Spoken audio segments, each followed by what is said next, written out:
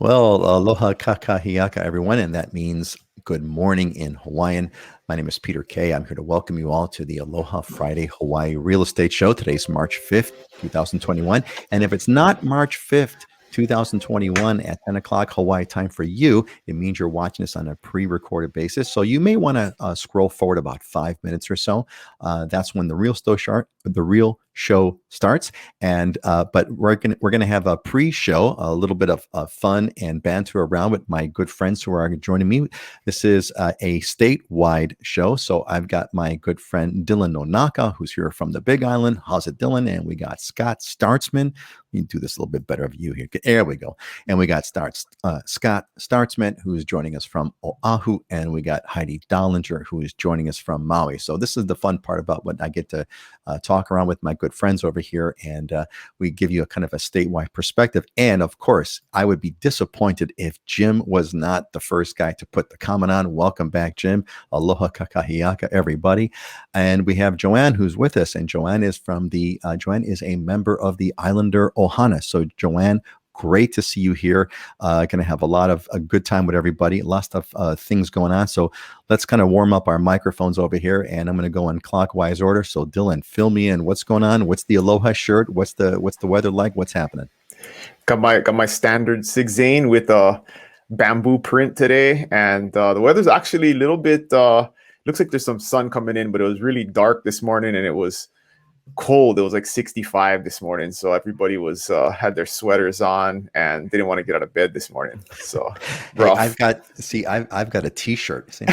That's a layer. So right? cold. I'm so cold. I have a t-shirt. And who else is joining us? Jeremy's back. Jeremy, welcome back. Jeremy, if I'm not mistaken, you're moving to Hawaii to be in the real estate business. I forgot what the title is, but you have to remind me. And then Judy, welcome back, Judy. Aloha Friday. Great to see you. Kinaya. Kinaya is also a member of the Ohana, the Islander Ohana.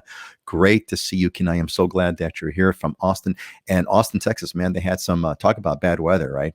They had some bad weather there. Glad you're okay. And Christopher, happy Aloha Friday. I'm so glad that you're here. This is great, man. We got everyone's coming in. Tom, how's it, Tom? Welcome back, buddy. Good to see everybody. Yeah, Scott, how's that fake backdrop of yours going on in Oahu? It's a joke. That's not a fake drag. That's real. Scott, what's going on? I was bummed this morning when I woke up. It was raining. There was like mist coming across the background. There was nothing but clouds in the sky. So I was like, oh, first show, I get to show rain and actually not sun. And I was actually sitting on my couch doing work, and I was like, man, it's cold. What the heck's going on? I looked down, and it was 68 degrees at like 8:45. And I was like, oh, I may have to put a jacket on for the show or something. And now it's up to 70, so I'm not allowed to have a jacket at this point.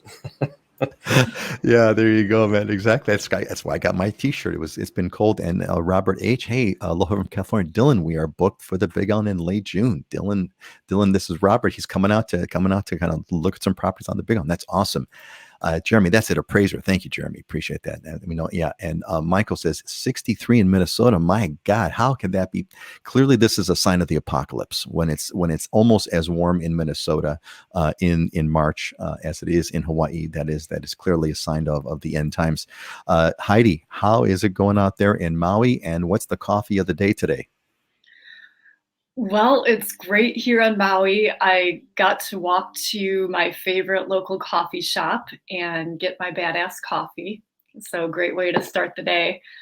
We've had some windy weather here, and there's been some rescues of wayward paddleboarders who have just gone too far out and got pushed out by the wind. So my advice would be don't be one of those people. If it's really windy, stay close to shore or don't go out. That's great advice, Heidi. Don't be one of those people. Yes. Yeah, that is some good advice. Hey, gang, it's 10 o'clock, and we're going to start right on time as we usually always do. And the first thing we're going to do is we're going to give you all a Hawaii visitor news update. A lot of stuff going on, so I'm going to kind of rip through this. First thing, we had a little tsunami scare, actually. We had a tsunami scare yesterday. First, there was an earthquake with no tsunami warning. Then there was a tsunami watch. And then after a while, there was nothing. So we're all safe. We're all good. There was no tsunami. We're all a little bit worried about that. Oahu is moving forward. Oahu's doing really good on the COVID trail. We moved to tier 3, which means more relaxed restrictions, if that's a word. Restaurants can have higher capacity, larger groups, etc. And it looks like there's some news that we may be moving on to tier 4, and tier 4 would be the least restrictive condition on Oahu. So we're all kind of stoked about that. So good news, things are going in the right direction. Next one, get vaccinated, skip quarantine. Well, Governor Ige has made some mentions that they're hoping to put together a plan where you can have a plan such that people with vaccinations will be able to skip quarantine. Now, this is not in place yet, but they're working on it. So the idea is going to be that if you've been vaccinated and you can kind of show proof of vaccination, it's as if you tested negative, which means you can skip quarantine and go straight to your destination. So that's going to be a really good thing. Maui, Heidi, we got a little bit of a Maui thing going on. Maui looks like they are, I said they're hanging loose over here. So what's happening is that Maui's seeing some kind of spikes. I think it's not major spikes, but they're having some spikes. And some people are saying, hey, yeah, we're going to tighten our restrictions. But I think the mayor has announced that he does not plan to tighten the restrictions amid a spike. This is a quote from the mayor, Michael Victorino, who says, we're not going to make major changes to the restrictions. We know what we need to do. Our visitors know what they need to do. Our businesses are doing a great job. I go to many of these businesses. I don't think we need to up the ante at this point. And I'm going to agree with what he's doing on that. For sure. Kauai too. Looks like the whole state. If you see the trend, you all see a trend over here. Yeah, it looks like things are starting to loosen up. So Kauai is lifting their restrictions, and they're going to be joining the Safe Travels program, which has been in effect for the rest of the state. The Safe Travels program, we talked about this earlier. This is where people can go through a process. There's an app. There's a way to kind of get yourself tested negative. And if you're to get yourself tested and documented, if you're negative, you don't have to be quarantined. Kauai was a little bit of was isolated. They had a different program where you may have had to get re-quarantined if you landed on Kauai. The mayor Derek Kawakami is announcing that he wants to opt back into the Safe Travels program. The good news, what's going on in Kauai is that because of the small population there, the total population of Kauai is 70,000 people. They've had 24,000 doses of the vaccine. So, percentage-wise, a very high percentage of Kauai is vaccinated. So that's why they're feeling pretty good about that. So that's kind of a good thing. Looks like summer is going to be big. Summer is cranking up. The economists are saying that the summer season is going to be good. So if you are planning on coming to Hawaii for a vacation or otherwise, you definitely want to make sure you kind of plan yourself out there and make sure you've got your plans, because it looks like things are going to be ramping up. And my final comment here, a little bit of news. Aloha Loves. So it's a big bummer. Loves Bakery now. If you're a visitor to Hawaii, you don't know what Love's Bakery is, but the rest of us, we all know what Love's Bakery is. And Love's Bakery has been a local icon. They've been in Hawaii for 170 years, and their economic situation was on the brink before COVID due to Costco and the cost of doing business in Hawaii and all kinds of reasons. But I think COVID kind of threw them over the edge. So we're all bummed out about that. And I, just as a cultural mention, want to kind of throw that out to you. And then finally, I did want to show you all what really, really crappy weather in Hawaii looks like. So if you look at that, I'm going to zoom in over here. So if you look at that bottom stripe, we got straight days. It looks like for the next week, it's going to be rainy every single day. And if you look at the lowest temperature, we're looking at, looks like 65, which my God might be right where Minnesota is going to be at from what Michael said there. But 65 is going to be the low, and 72 is going to be the high. So this is the definition of crappy weather in Hawaii. We're going to be staying inside. At least I'm going to be staying inside. Hey, so real quick, before we talk about real estate, is there any news kind of items, not real estate related news, but just regular news that you want to chime in with? Let's just go clockwise. Dylan, anything on the big one that I missed that you should add in that people ought to know news wise? I don't think so. Nothing super interesting. That's the way we like it. Nothing good super news, right? interesting. No news is good news. No news is good news. Absolutely. Yeah. Scott, anything on Oahu that I missed that's newsworthy? No, I mean, we had a ton of wind this past week, but in general, I go around now. We're having like 20 new cases a day here on Oahu, which is like nothing. And but everyone's still wearing masks, and I think like it goes back to what I was saying before, that just culturally here we have this tendency to look out for each other and abide by the guidelines and be respectful. So we're kicking butt over here. It feels good. Even my clients from Seattle that just came here said that the vibe and the feel is completely different. There's more restaurants open here than on the mainland.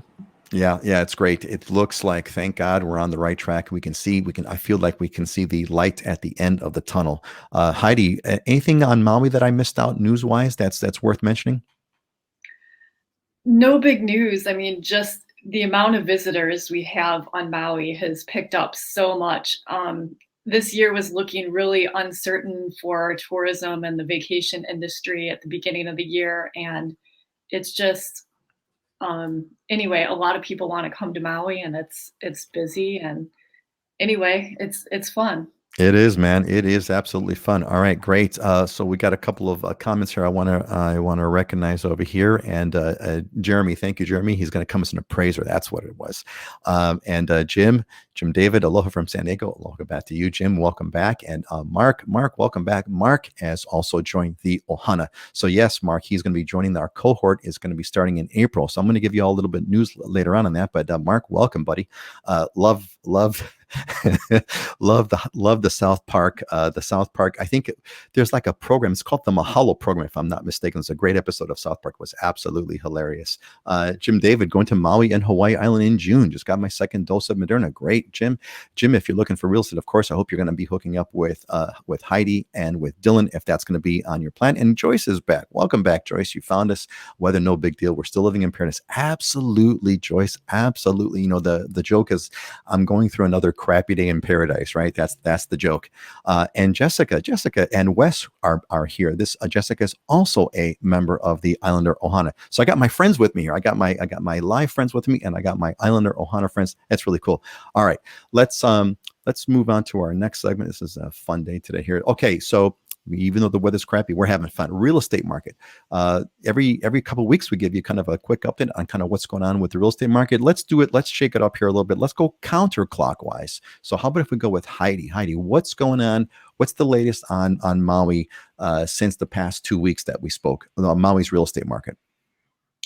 Well, things have just continued to accelerate in the Maui real estate market. There's a lot of buyers right now in the market. A lot of sales happening, sales volumes up, number of sales happening are up, prices are really strong. We're seeing more competition, more multiple offer situations. So, I mean, I would say don't wait because there's more people that are coming here that haven't come yet. So if you want to buy something, I would not wait around. This has been the theme, kind of week after week after week, which is, of course, a good thing. Scott, what's up with? I got a stat to share with you, Scott. But what's going on with real estate on Oahu in the past 2 weeks? It's insanity over here. I mean, last time we were on the show, I got that escrow for $150,000 over asking him. I wrote a $75,000 offer or 75 over asking offer and didn't get it the other day, but 47% of single family homes are being sold for above the asking price.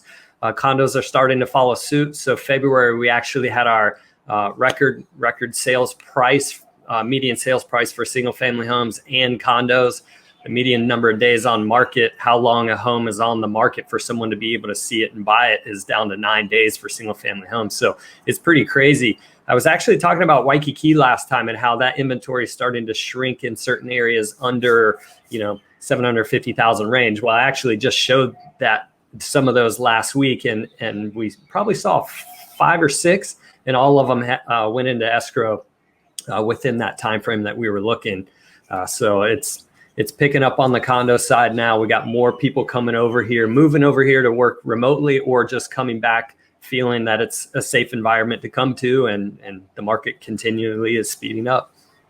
Yeah, I wonder if there's going to be a way back when this whole thing started. You had mentioned that a lot of people that were selling their single family homes took their homes off of the market because of the COVID uncertainty. I wonder if that's this upward pressure has got to be playing itself out to where we're going to be seeing people put their homes back on the market. One interesting stat, Scott, I'm sure you know about this, but it came to my attention was that there's been the biggest price increases on Oahu have been on the North Shore, Hawaii Kai, and Aina Haina Kuli'o'o areas, which was interesting. I don't know if you had any kind of feedback on, why North Shore. I think it's this sort of this remote worker thing, but you fill me in. Why has the North Shore just gone bonkers?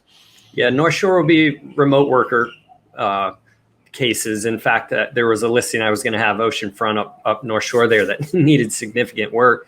And when it's ended up selling, it sold to someone sight unseen that wasn't even coming over to see it. But there is a little bit of that. That's a quote from, I'm assuming, a news article, right? That you heard, the Kuli'o'o Hawaii Kai. So I looked at those markets the other day. The only problem with that is there's not enough data. Yes, they're very strong, but it's a little skewed because they're looking at not that many, one or two homes. So got it. But we're in the 15 to 20% price appreciation range in those areas. In fact, I was just showing yesterday, and I got to do it today, showing Hahaione Hawaii Kai. And yesterday I was waiting in line at Brokers Open, standing there, waiting for a group of people to come out so we could go in. And that's just on the Brokers Open side. I had another one in Niu Valley, which is that stretch that you're talking about. We tried to get in, couldn't even get in. She totally, the listing agent totally botched the process. She had 50 showings in a day and a half, and they accepted an offer within like less than 48 hours, well over asking. Jeez. And for a homeowner in Hawaii, having a 15 to 20% appreciation is like, oh my God, it's like, better than hitting the lottery there. But for others, maybe not so much. All right. A couple of quick comments over here. Dylan, this might be one for you to kind of think about. So Travis says, I used to live on Oahu, but wanting to retire on the Big Island, looking for a good family-friendly area to buy affordable land on the Big Island. Travis, let me introduce you to Dylan. Dylan's my man. He was born and raised on the Big Island, and he's going to give us a quick update here on the market in a minute. Michael says, Michael's going to Westin Hapuna, all right, for spring break in April, and then again in June. At some point, we need to get serious about getting a house condo. Well, Michael, let me introduce you to, and I know you've been here on the show a bunch of times, and I know that Dylan's like a buddy here. So Dylan, fill us in. What's going on with the Big Island? Well, unfortunately, to our friends that want to come here and buy, I got bad news for you at the moment. You're always going to get honest advice from me, but just the current climate is insane in terms of the amount of properties that we have on the market. So normally, if we look back a year ago in February, which was still somewhat of a regular normal market before COVID hit and was representative of the last couple of years, we would have around, this is speaking island wide here, we'd have between 900 and 1,000 homes in escrow, and there'd be around 3,500 home or properties available totally. So, kind of like a 3.5 to 1 ratio in terms of the homes that are currently under contract and going to close here in the next month or two, and then available homes. So 3,500 about available properties, and then around 900 to 1,000 in escrow. Today, in February, this past month, the data just came out. There are 1,500 homes under contract, and there are only 1,800 available on the whole island. So it's crazy, and that the ratio is like almost 1-to-1 in terms of the number of homes that are under contract versus the number of properties that are available. And so what that means is, I get people contacting me every day saying, hey, is something wrong with my app? Like, is something wrong with your website? Like, I see absolutely nothing available, in my price range or matching my criteria. And I'm telling them, no, it's just, that's exactly what it is. And I just looked this morning, just in my Kona market, which is, the most popular market, which most people want to move to and buy in. There were 14 homes under $1 million in the Kona market. And I mean, just, that number is usually, more like 100. So, oh my God, you're kidding me. I was going to ask you that. More like 100, and now it's 14. There's nothing available. Yeah, it's really, really bad right now. And the stuff that does come available, like we've been talking about, has multiple offers. You get 25 showings the first day. I had one of my agents put a house on for it's the only home under 500,000 in a kind of not the best area, but very affordable area in Kona. And she literally had agents begging her to just take their offer and not hold it open for 2 or 3 days and collect offers, because that's what we got to do to serve our clients, right? I mean, get them the best offer possible. Sure. But it's so competitive right now, and you have agents literally begging on behalf of their clients just to take their offer, which is already like 20,000 over asking price, right, on the first day. So yeah, it's crazy. It is crazy right now. So just prepare yourself for that. And with interest rates ticking up, that may put a little bit of slowdown on what's going on, but that's been definitely fuel on the fire, is the low interest rates. But now they've ticked up above 3% for the first time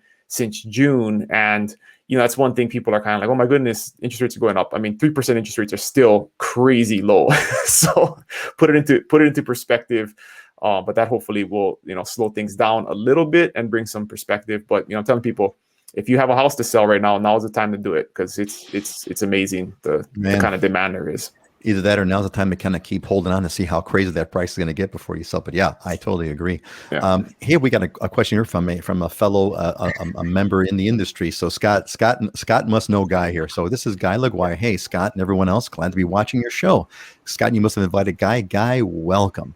Guy LaGuire with Venture Sotheby's Realty. Any insight on what Big Island needs to do to get more affordable housing development, Dylan or Scott? Well, my snarky answer is supply and demand. Increase supply, and then the price will go down. So, Dylan, the real question is, what do you think that Big Island needs to do to increase the supply?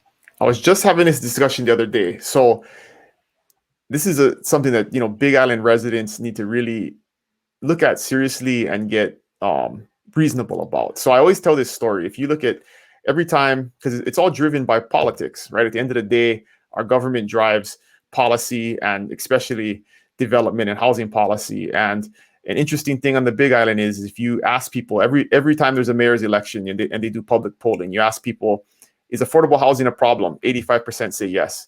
The very next question you ask people, should we build more houses? 75% say no.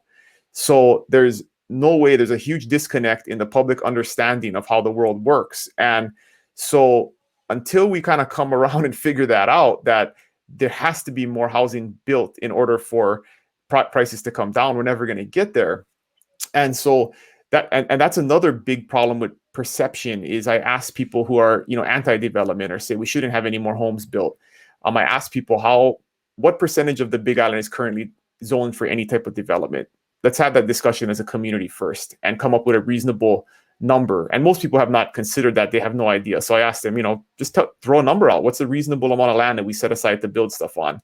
And, they'll say 10%, 15%, something like that. The reality is that only 4% of the island is zoned for any type of development. So if we, and less than that. Hold on a second. How much percent is zoned for development? 4%. 4%. I want everyone to hear that loud and clear. So if we increase that by if we increase that by 1% and went to 5%, there would be a 20% increase in the amount of land that we could build stuff on, and it would dramatically change the market and prices. So we have kind of in Hawaii this desire that government's going to fix it and government's going to force some policy that'll make housing cheaper, and it obviously hasn't worked in the last 30 years. And so we have to get more reasonable about how we build, and then the cost to build. I have a great listing right now, 19 acres of that you could build 37 homes on for $1.5 million. Screaming deal. Everybody that looks at it and looks at what it's going to cost government, to meet all of the requirements that the county will put on you to actually divide that land, looks at it and says, it's too much trouble. I got to put $4 or $5 million in. You could still make $9 million off of it, at the end, if you develop the thing out. But nobody wants to lay out that much risk and that much capital because there's so many roadblocks, and then, government moves the goalpost on us, right? And halfway through changes something. It makes you do another EIS or do another archaeological study, or says there's not enough water or whatever it is. And so you're into this thing, a couple $1 million, and then you can't do it. So government's got to get smart and fix that. Yeah. Great. Scott, that was a great, I would not call that a rant. I would call that a really Definitely good, Yeah, but it was an informed rant. It was an intelligent It's rant. well So rehearsed. I do it a couple times a week because people ask me about it. I got it well, down. it sure sounded So, like okay. In that case, yeah, because it sounded really good. Scott, is there anything that we need to add to what Dylan said? I think almost the same thing applies on Oahu. That's one reason why the condos there have to be multi-million-dollar condos, because that's what developers need to charge to make profit because of the regulations and the red tape. Anything we need to add to that conversation? And by the way, you're going to give a shout out to your buddy Guy here who joined because of you. Go ahead. Yeah, so a little background for Guy. Hey, Guy, thanks for joining in. When I started on the Big Island up in Waimea 18 years ago, Guy was actually one of the agents that was working in the office at West Isle Properties that mentored me in the beginning. So we go way back, long time friends, and play golf whenever we can get together on the Big Island and stuff. So, no, I mean, Dylan hit the nail on the head. It's funny, I always chuckle because people who say, no, we don't want any more development, no more building, and they want to fight it tooth and nail. And I go, well, how much you going to want to pay for a house? Because, there's that balancing act that we're trying to do here in Hawaii because we're limited to land. We have a certain number of resources. You don't want it to change drastically by building too much. But at the same time, you have to, otherwise your prices are going to go through the roof. It's supply and demand. We're a global place. Everybody, a lot of people want to be here. We're out in the middle of the Pacific between the mainland and Asia. And, on Oahu back in 1960s and 70s, they were building 14,000 new units per year. That's condos and homes. And what you got in Waikiki was it was a massive explosion. And you got, some condos in Waikiki with no parking. It makes no sense. So the government here swung the pendulum the complete opposite direction to the point, even during that last boom that we had, we were only building 4,000 new units per year, and we weren't even satisfying the local demand, not to mention the offshore demand that we had for housing. So unfortunately, we are going to have to figure out a way to add more supply to be able to allow that to happen. But you also have this resistance from a lot of people in the local community that don't want change. That's been one of my biggest gripes. I'm more of a progressive person. I like thinking outside the box and moving the needle forward. And that's one of the harder things of living in Hawaii is there is a resistance to that a lot of times. And like Dylan said, moving the goalpost on you. I remember I had to go testify in front of the city council when I was building my Haula project because I fell under the monster home category, and we had permits, we were totally legal, but we were grandfathered. And they came out with this bill that said, we can retroactively take away your permit and make you pay to remove what you've done. And I'm like, you can bankrupt people. How do you give someone permission and then take it away? So I had to go down there. I was the only person against the bill.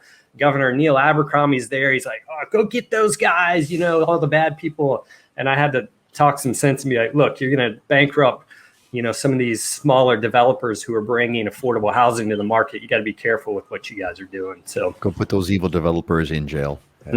Yeah. So that a great, this is a great topic, and it kind of making me think that we should almost have like a segment on this alone, and maybe bring in some other people. Like there's a good economist friend of mine, Scott, actually brought up that graph that was showing how housing was, there was increasing housing inventory until 1970, and after that, in 1970, bam, the curve went flat. It just kind of all came to a stop. Lots to talk about on this issue, and we're going to have to hold it for another topic. Otherwise, we're going to use the whole show just to do this. Hey, Ray is a buddy. Ray I know Ray has hooked up with Scott. How's it? Renting in Kailua, probably long-term renting, and that's okay until rents jump. How are rents doing now? Hold off on that one, Scott. You want to get to that one later. Guy came back, and maybe we'll have Guy on like to join us here. With this trend, the workforce is going to diminish, and people at Kuhio and other Kuhio and other high-end resorts are going to be serving themselves. Yeah, that's going to be a problem. I mean, we all know we're heading for a problem as this becomes more expensive. Nice word from Stargazer. Welcome back, Stargazer. Good to see you. Very smart group. Great advice. Yes, indeed. Mark says, do some of you have experiences with fix and flip in Hawaii? Every time I use platforms like Zillow, I found a lot of other houses that could be easily revitalized, view from the other side of the earth. Mark, the fix and flippers are right here. You're looking at them. It's Dylan and Scott. I know Scott's done a bunch of fix and flips directly, and I would caution anyone against doing real estate investing by Google. It's just there's a whole lot of issues, and we could talk about that another time as well. Richard Lancaster, welcome back, Richard. Welcome back. All right, we got a bunch of topics over here, so I'm kind of torn, but I do want to move forward. We do have a big one that I wanted to discuss, and actually, I know one of our members of the Islander Ohana who's watching right now, I will let you remain nameless unless you want to reveal yourself, is moving to Hawaii, and they actually have two dogs they're bringing over. So they went through a whole bunch of experiences, but I did want to talk about pets, because pets, we all love our pets, and pets are becoming even more popular by the day. And so a lot of people ask about advice on pets moving to Hawaii. There are rules that you do have to follow. And let's look at a sample question here we have from Lisa. And Lisa says, what are the rules around bringing pets? What is quarantine like for them? Any other advice on owning or adopting house pets?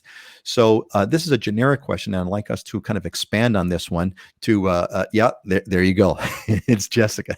Jessica and Wes are the said pet owners of Indeed, right? This is for you, Jess. This is for you. So let's kind of go around, and let's go clockwise this time. Dylan, what advice, what should people that are moving to the Big Island with pets, what should they be considering? Just the lead time. I mean, there's a lot of stuff that you have to do, vaccination. Sometimes you have to quarantine, but do your research and figure out how much time it's going to take, because it is not a simple process to get pets here. But in general, it's a very pet-friendly place. So once you get them here, they should be happy. Of course, they're going to love the weather just like you will. But it's you can't just throw them on the plane and come over here. There's sometimes months ahead of time you got to start that process in order to make it a smooth transition. Hey, Jessica, if you want to share, I'd be curious of how far out the planning that you started doing to get your pets here quarantined. That would be helpful to everybody. Scott, what about Oahu? What do you have to kind of think about if you're bringing pets to Oahu? Yeah, I mean, to me, it's just like the COVID testing for coming here to skip quarantine. It's upfront planning is the key.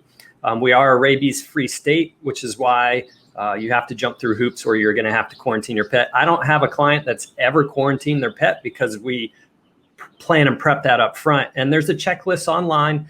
As long as you follow it, and you need to follow it to the T, you shouldn't have any issues. You can actually skip quarantine altogether. They have what they call a 5-day or less program to immediate release. And the immediate release, I think, is a $185 fee, but you got to get rabies testing done.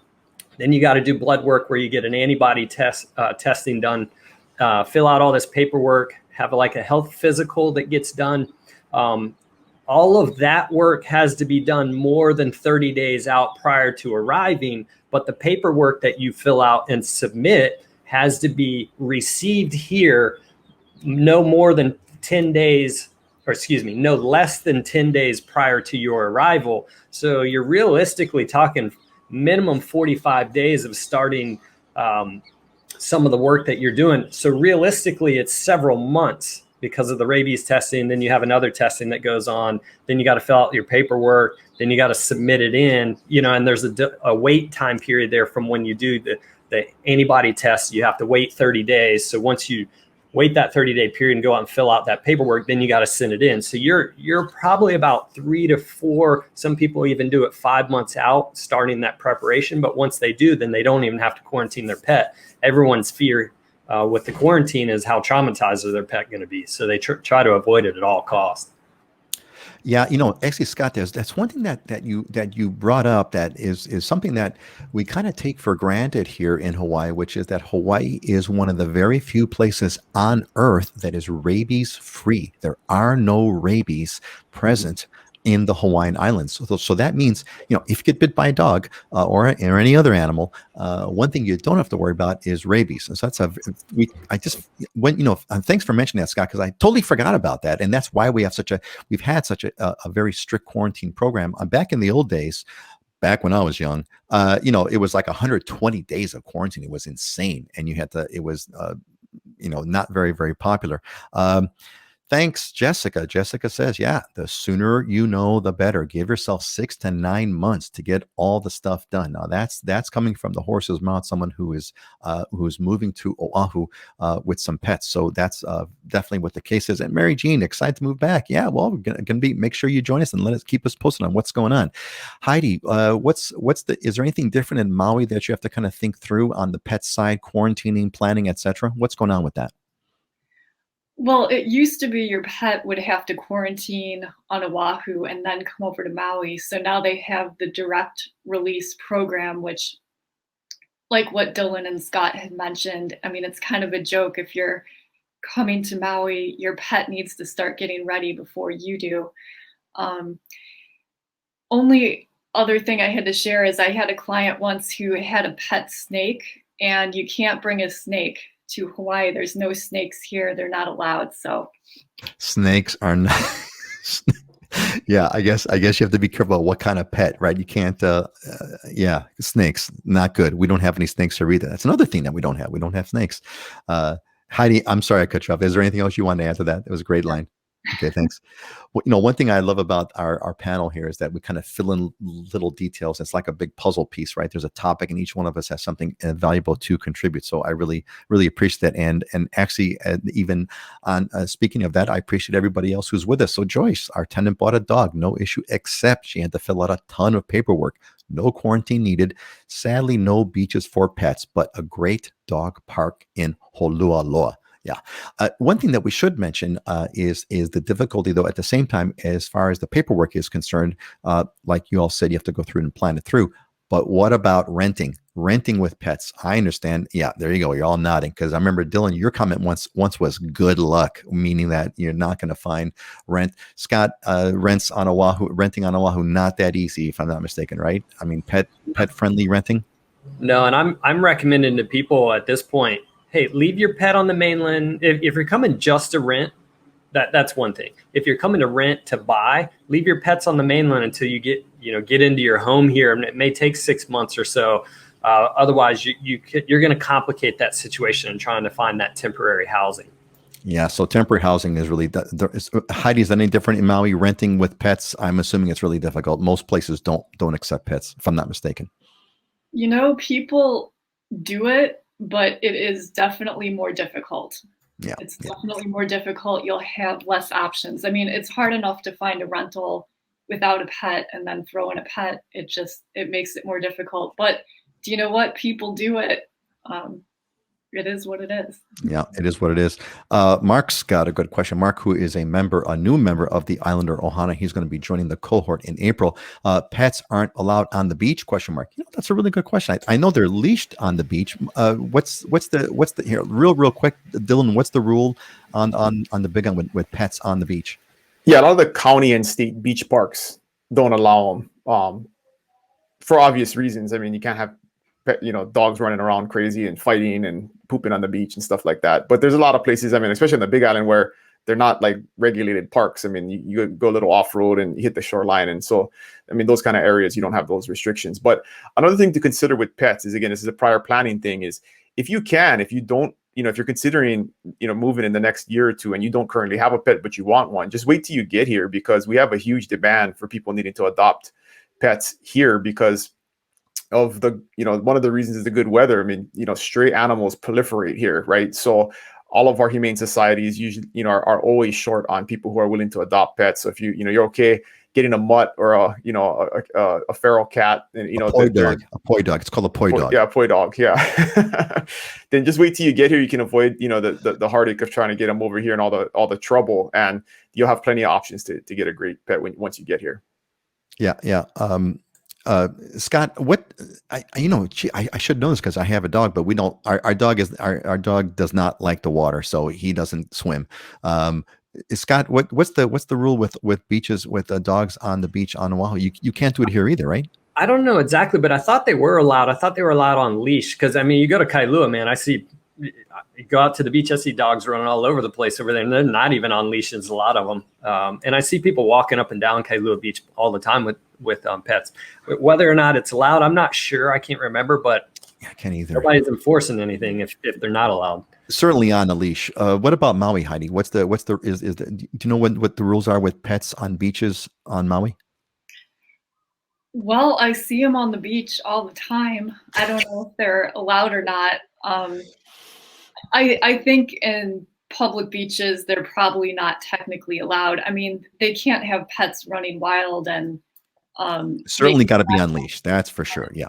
Yeah. um, and especially some remote beaches. I mean, if there's nobody else out there, I mean, I see people walking their dogs and things. So I Yeah. don't know. It's a great question. Yeah. It's Really. more it's more the formal beach parks where you have like a lifeguard and stuff like that, where you're gonna have issues. And there's so many beaches that aren't like that, so you just gotta avoid those. Just got to avoid those places. Great. Excellent. Let's see. Joyce chimes in. Thank you, Joyce. We always let dogs on property except for list of 10 breeds. Insurance policy restricts. I'll bet that may be one of the large dogs maybe that Jessica's talking about. But Jessica, don't worry because Joyce is on the Big Island. So Jessica said, I found some condos that have breed size restrictions. Hoping to buy one who allows large dogs. Jess, you know who to be talking to. Scott's the guy on that on Oahu. Let's see what else we got over here. Oh, we have Diane. Aloha from Naples, Florida. Aloha, Diane. Welcome. Welcome. Yeah, Joyce. The insurance policy is for sure. So, yep, good clarification. Great. We got the gang that's talking to each other on the chat, which is fantastic. Excellent. Good. I think we covered this topic. Let's hold on a sec. We're gonna. Hey, Peter, one last thing to consider on that, especially on Oahu and your condos. And I ran into this yesterday. I was showing property down on Ward Village side. There's a couple of buildings there are 50 pounds or less as far as how big the dog can be. And then most of them are going to be like 35 pounds or less. So the size of the dog does matter considerably here on Oahu. And it's based condo by condo if you're looking at condo living. Yeah, and I would say, like, unless you have a dog already, like I'm sure Jessica, who loves her dogs as everyone does, you definitely want to go for a small dog. A small dog is kind of where you're at. If you're going to do what Dylan said, which is to pull to get a dog. Man, I'm losing my train of thought here. To wait until you get here to get a dog, you definitely want to go for a small one. That's going to be where you want to go with that. Okay, I think we did this pets thing. I think we did the pets topic some fair justice. Let's move on to next topic over here, and we're going to be talking about pricing. Now, I got this question that came in, and I thought it was an interesting one. The question was a simple, short one: is Maui crazy overpriced? And the topic I wanted to discuss, because this comes up a lot, is about why is Hawaii real estate so expensive? And to Val's question, is it overpriced? So what I want to kind of chat on is people who say, these are crazy prices. Is Maui crazy overpriced? So Heidi, when someone like Val talks to you and says, is this crazy overpricing? How do you respond to that? Well, I think whenever you're investing in something, especially real estate, you want to make sure that you're buying something that's a good value.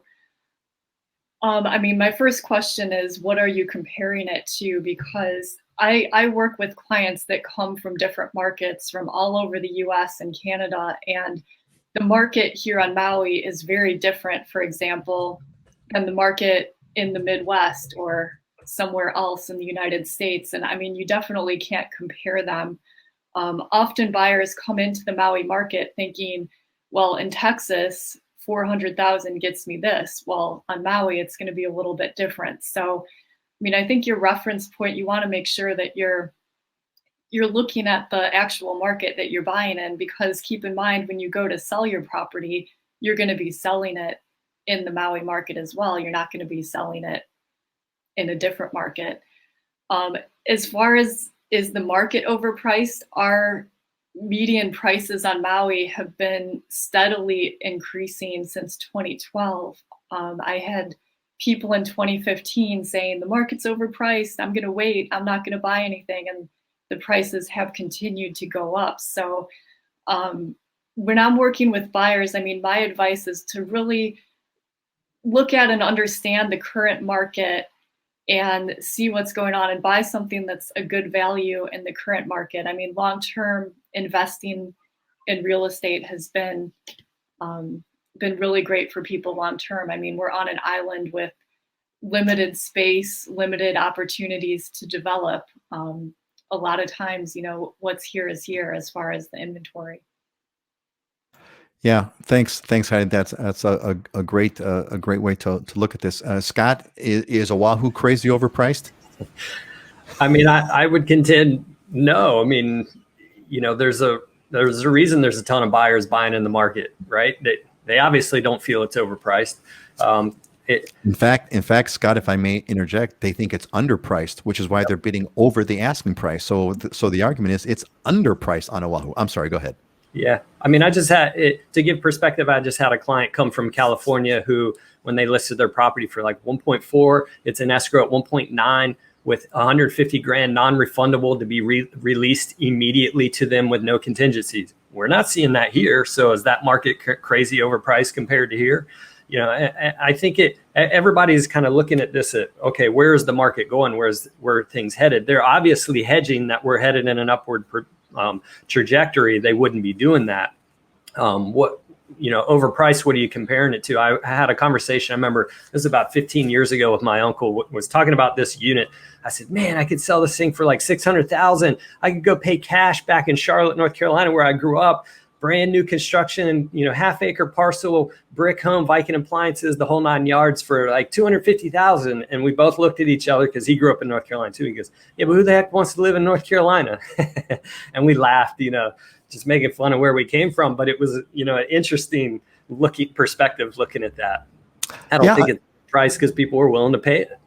That's it. I mean, the simple definition, if it's only overpriced, if no one's buying it, if people are buying it, there's an argument to be had to say it's actually underpriced. Dylan, give me a Dylanism. I need to have a Dylanism on this one. Dylanism, everybody, for those of you that are not regulars on the show, he's got these great one-liners. So give me the Dylanism on the is Kona overpriced? Is Hilo overpriced? It's just perspective and how important it is to you, right? How many of you go into at the airport, you're thirsty and you buy $10 bottle of water, right? Is it overpriced? Yep, but you wanted it, you needed it at the time. So, you know, the same is true of housing. And if this is where you want to be, this is where you desire to be, you're going to pay what a seller is asking. And that's the true definition of market value, right? What a buyer and seller agree on a price, that's what the market value is. So to them, it's a fair price and they proceed with the transaction. If a buyer doesn't agree with the seller's price and they don't come to a agreement, then there's no agreement, and the buyer can contend it was overpriced and the seller can contend it wasn't, and you know, we're there. So yeah, it's all a matter of perspective and people coming together. And that's really one of the frustrating things right now with appraisals, is that appraisals are based on lagging information, right? They're based on the past 6 months of information, not based on the current climate. And a lot of times appraisers are using comps and situations that are not reflective of the current market, and we're having issues with appraisals because of that. But really, you know, a good appraiser is going to try and justify the price, because the definition of market value is a buyer and seller agreeing on a price. Pretty simple. You know, and talk about the overpricing issue. My wife and I have been binging on Survivor episodes as a kind of a fun thing to watch. And one of the segments that came to mind on Survivor is the one where he gives each person $500, right? And then he opens up and he pulls open a plate with a burger and fries, right? And people pay $400 for a burger and fries. Is it overpriced? No. Because at the time they're so darn hungry, that they'd rather kind of blow the money on burger and fries. So is a $400 plate of burger and fries overpriced? Well, not if you haven't eaten for 30 days. It's a deal. So that goes back to the whole overpricing. So indeed, it's all about what people are willing to pay, and clearly, people do find the value. They are willing to pay the price, and that's why the market is doing what it's doing.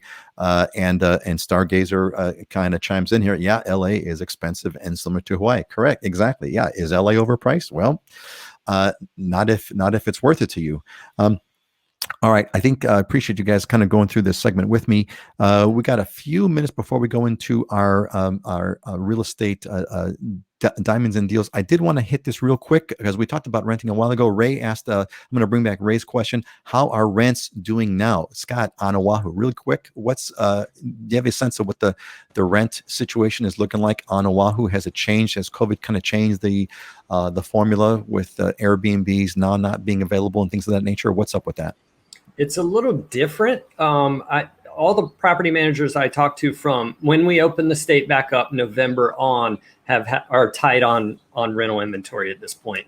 You know, your Waikiki area is still going to be the area of your best luck, but the longer term areas where workforce housing is what I want to call it. The longer term areas where locals are living and stuff, it's a much tighter market. I don't think they're really moving up, but I see tighter inventory and just kind of stable rental prices for now. Thank you, Scott. Guy is chiming in over here. Long ago, one of my brokers, who Scott knows, said to a buyer, "I don't sell investments, I sell lifestyles." Yes, indeed. That's so true in Hawaii. People are not just buying a property, not a new idea. Thank you, Guy, for that wisdom. Thank you for chiming in. Really appreciate that. And I love this. I love this, man. Now, I did not pay Mark to say this. Survivor, best show ever. Yeah. Sorry, Mark. I agree. I totally agree. I was going to say that this show, Living in Hawaii, the Hawaii Aloha Friday Real Estate Hawaii show, is the best show ever. But I said that. You didn't say that. I said it. All right. Let's go on. We're going to go to our next segment over here, which is Diamonds and Deals. So this is where I've asked my friends here to pull together aspirational properties that they think is either a diamond or a deal or both. And it's always kind of fun. There's almost like a competition. You'll see it's either who's got the highest price, who's got the lowest price, who's got all kinds of stuff. So let's start with this one. This is in Maui, a $2.995, $3 million property, 52 Launiu Way in Launiu Poko, Maui. Heidi, tell us about what we are looking at. My God. So this property has a nickname, and it's called Paradise Villa. And it's about a 1,200 square foot house. There's a little pool house, separate living area, this beautiful pool and jacuzzi, and you have some ocean views, a little over half an acre. This is in Laniapoko, which is in West Maui. It's an agricultural community, so you have bigger lots, a lot of fruit trees, avocados, citrus, and it would be a great place to meditate and relax and just kind of get away. It's stunning. I mean, it's just stunning. I'm looking at the aerial shot. I mean, like you said, what's the nickname of this property again? The Paradise Villa. Paradise Villa, man, well said. I mean, it's quote only a 1,200 square foot home, which is, relatively speaking, a small home. So basically, this is a beach house getaway. My goodness. Thank you, Heidi, for this. And could be yours for the low price of 2.995. Easy. It's going to probably get bid. Is this crazy? Is this crazy high price? No, it's going to probably be sold by our next show. Okay, let's see. This looks like a Naha listed for a 2-bedroom, 2-bath. There's got to be on Oahu for 1.678. Scott, what are we looking at? Yeah, this is a Naha and Kaka'ako. I actually showed this one yesterday. Just came on the market a couple of days ago. Does allow pets, and I think it's up to 50 pounds, if I'm not mistaken. But they have a dog park area on the amenities deck. They also have this insane pool. You got to take a look in the middle picture on the right. So it cantilevers out over the front of the building by about 10, 15 feet. And it's glass bottom. So when you swim out there, they're actually redoing it, retiling it right now. But when you swim out there, you can look below, see people walking down below. I saw that. Okay, so this is that one. That's really crazy. It's like a pool that sticks out like a giant diving board, but it's like a pool. It's wild. Yeah, and to go back to what Guy LaGuire said, this is a lifestyle property. If you want that kind of lifestyle, they have valet parking. If you want your car cleaned and waxed and everything, all you got to do is call downstairs. They have concierge service. They have even that lower right picture is the movie theater room. You can reserve that. You call that and reserve it. The guys will come down and they'll make popcorn out of the movie theater popcorn machine. They have so many amenities on this place: volleyball court, tennis court, you name it. towel service for when you go into the workout room, the steam room, sauna.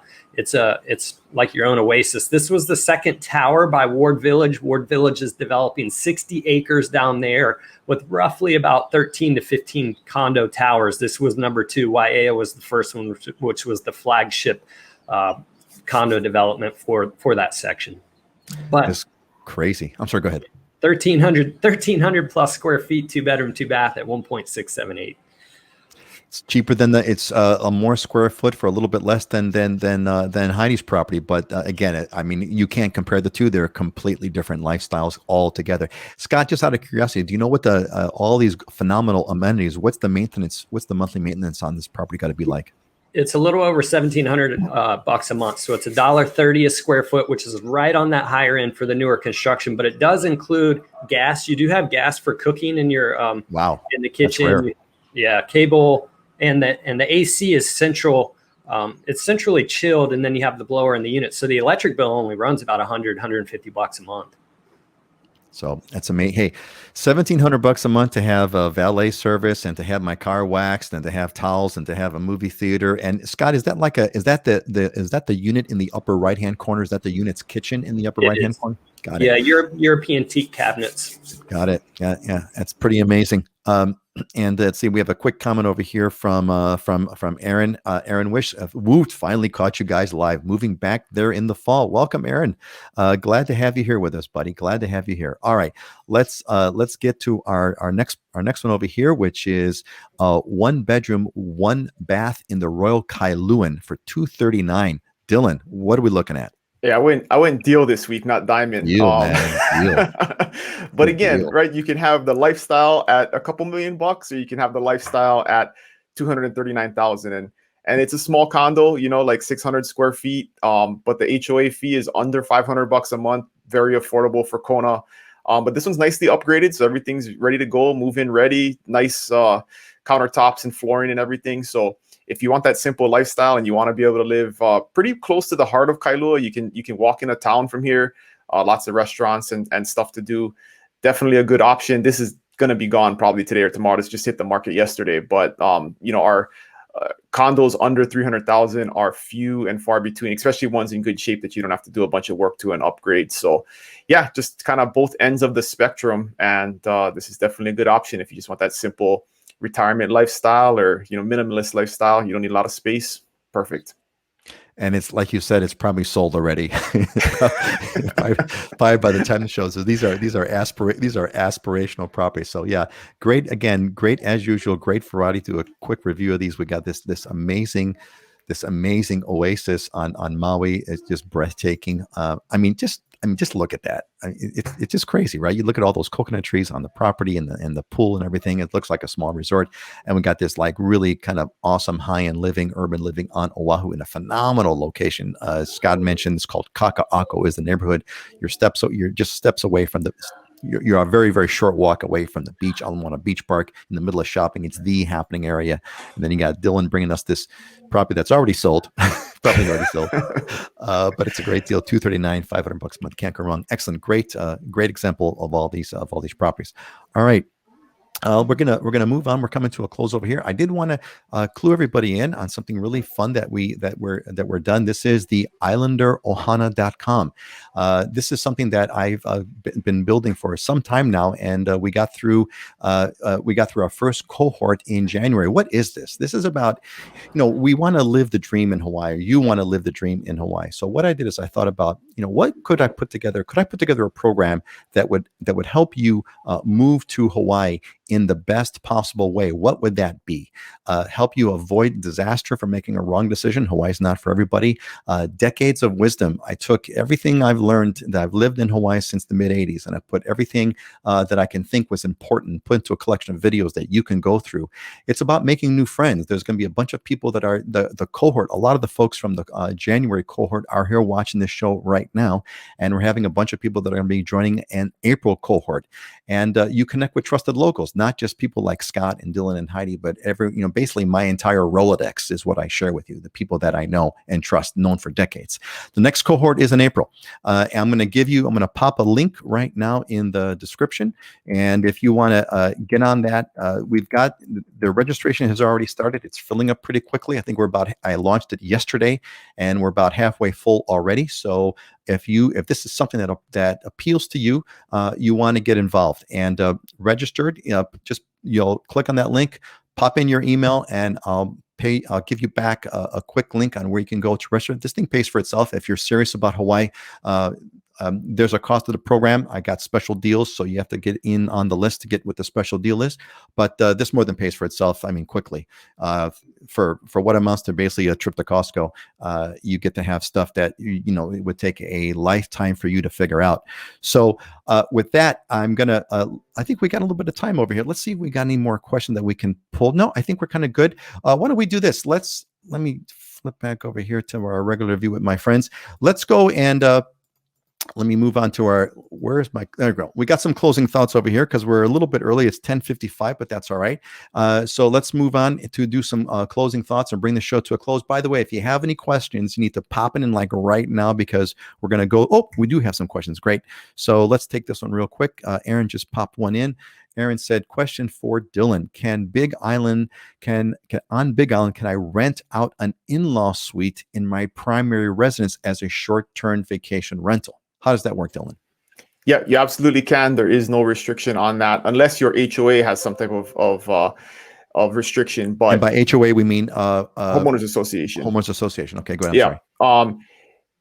So the thing to understand real simply about the short-term vacation rental regulations here is if the property is completely rented out, then the regulation applies. You got to get a permit, jump through hoops. Sometimes properties don't qualify. But if it is your residence and it's a hosted rental, hosted is the term, and you live on the property or someone lives on the property, you can rent a portion of it out, and there are no regulations on that. All right. Thanks, Dylan. I really appreciate that. Let's kind of move on. Thanks. Don't have any other questions at this point. Let's go to our closing thought. Here's like a little inspirational kind of a closing thought. What's been sort of inspiring you this week? Let's do counterclockwise. We're going to start with Heidi, then Scott, then Dylan. Heidi, what's your closing thought for today? I'm sorry, Heidi, you're muted. Okay. There you go. Well, this is something I've been thinking about a lot. And it is especially applies to just this really busy, competitive real estate market that we've been experiencing here on Maui. And that is, don't get attached to any particular outcome. Always focus and hope for the best thing that's going to happen. So sometimes if things don't work out exactly like you're planning, but maybe there's a reason for that, and just focus on the best thing happening. A lot of times I've had clients, they didn't get one property, but something better came along and it turned out great. So just focus on the best outcome and having faith in that. Excellent. Focus on the best thing. Focus on the best outcome. Thank you, Heidi. Scott, what's your closing thought for today? Yeah, it's funny. I actually saw this quote earlier this week, and I thought about you, Peter, and kind of what you're putting together, and I chuckled a little bit at it. It says, if it were predictable, it would cease to be life, and it would be without flavor. And I thought about, you gave us a sneak peek of what you're doing with the Islander Ohana, and I was totally blown away and impressed. And I'm like, no, you're trying to make it predictable for people to be able to make the move over here, but it's full of flavor. It's not going to lack flavor. I'm impressed with what you put together. There's a lot of good stuff in there, and it's definitely going to make it easier for people to make that move. So thanks for all you're doing. Well, thanks, Scott. I appreciate that. And I guess I'm trying to get rid of the bad flavoring so that the good flavoring kind of comes through. Dylan, give us your closing thought. I've been thinking about this. This is a kind of a military leadership philosophy that applies to the real estate market lately, is that when you're taking fire, right, when you're taking gunfire, a good decision now is better than a great decision 5 minutes from now, right? Because you can't wait 5 minutes and deliberate when you're taking fire. And that's definitely the case right now. And I've seen this. I've got several clients that, bought 5 or 6 months ago that now are just feeling like geniuses because they took a leap at that time. They took a risk. It was still kind of COVID lockdown, and some of them bought sight unseen, but today. They made a good decision then, instead of waiting to make a great decision now. And the people that waited, are really having a hard time finding anything even available, let alone, making an offer on something. There's nothing even in their price range. So sometimes you just got to live life that way and, go with the now and not worry about the future. So what's that one-liner again? I love that about the one-liner that you had, Dylan. When you're taking fire, a good decision now is better than a great decision 5 minutes from now. A good decision now is better than a great decision 5 minutes from now. Excellent. Yeah, very well said. And Mary Jean agrees. Thanks, everyone. Great show. We did get one last-minute question, so we're going to take it real quick. Jeff Brink says, I'd like to move to Honolulu, and I hear Diamond Head Hillside is an amazing building. How do you feel about it and the Homeowners Association? Scott, really quick on this one. Well, what could be better than living in this building? That's a buddy of mine. He's actually my neighbor, owns next door, but this is Diamond Head Hillside right here. So, and topics of homeowners associations is an entirely different, complete. A whole other I've gone down those rabbit holes too many times. Well, thanks, Scott, for having Jeff kind of give our trick question over here. So thanks, everybody. We're going to give you a big aloha. Have a great one, folks. We'll see you in 2 weeks. Thank you all for being here. Love you all. Say goodbye, everybody. Have a good weekend. See ya. All right, folks. Aloha.